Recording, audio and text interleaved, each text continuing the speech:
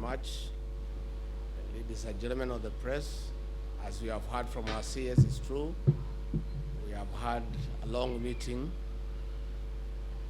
between the national government, the county governments, and our development partners to review and deliberate on the drought crisis facing this country and the Horn of Africa. And we have taken time to get reports from across the country. And it is true that there is need for urgent intervention to save lives, to save livelihoods, and to make sure that no Kenyan dies from starvation, and to forestall the deaths that we have witnessed with our livestock across the country.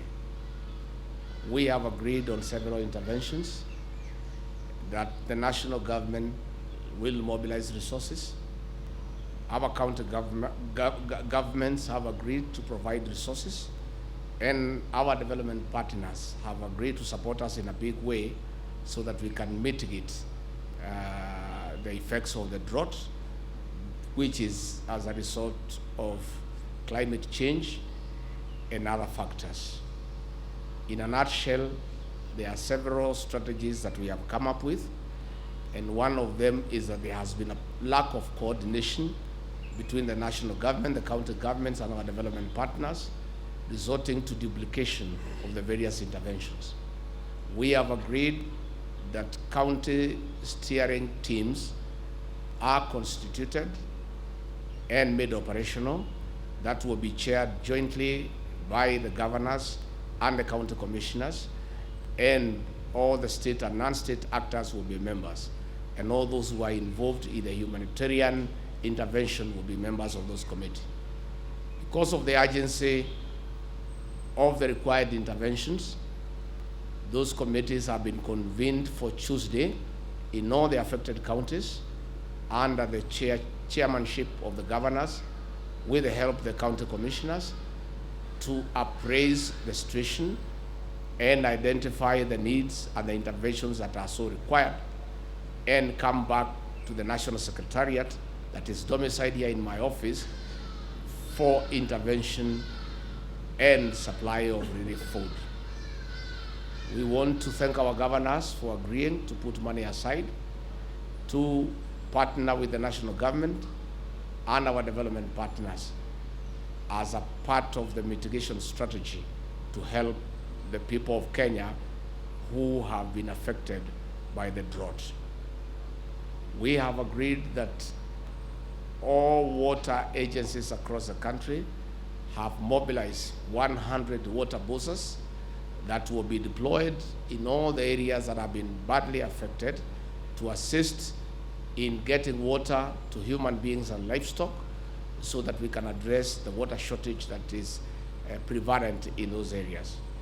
Again, the Kenya Defense Forces have agreed to provide water rigs to engage in an emergency drilling exercise to drill as many boreholes as practically possible in various parts of the country. Again, the Ministry of Water has given a proposal that we are discussing with the Treasury on how we can obtain more water tanks and also contribute in drilling more boreholes in the areas that are required. To enhance transparency and accountability, all food by the national government, by the county governments, by our development partners will be received and distributed by the county coordinating teams. And all that food will be documented from the point of being received up to the distribution. We have also agreed with the county governors for transparency and accountability.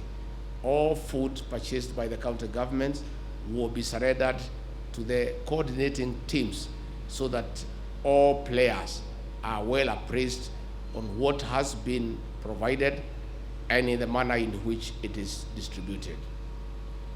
Finally, we want to appeal to our development partners and the international community to consider giving us more resources so that we can top up what the national government has put in place in addition to what the county governments will be able to put into place so that we can mitigate the crisis. Again, in terms of livestock intervention, we note with a lot of concern the destruction of livelihoods. Livestock herders who have lost livestock have become impoverished and their lives almost coming to a halt.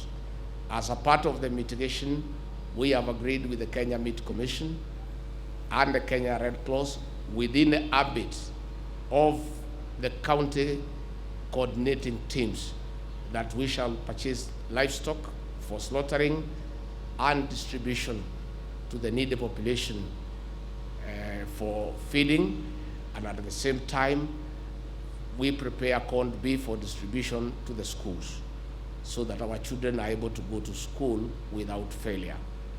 In a nutshell, we want to assure the people of Kenya that our government, the county governments and our development partners are well coordinated, and we have agreed that we must make enough interventions to ensure that no Kenyan will die as a result of the starvation.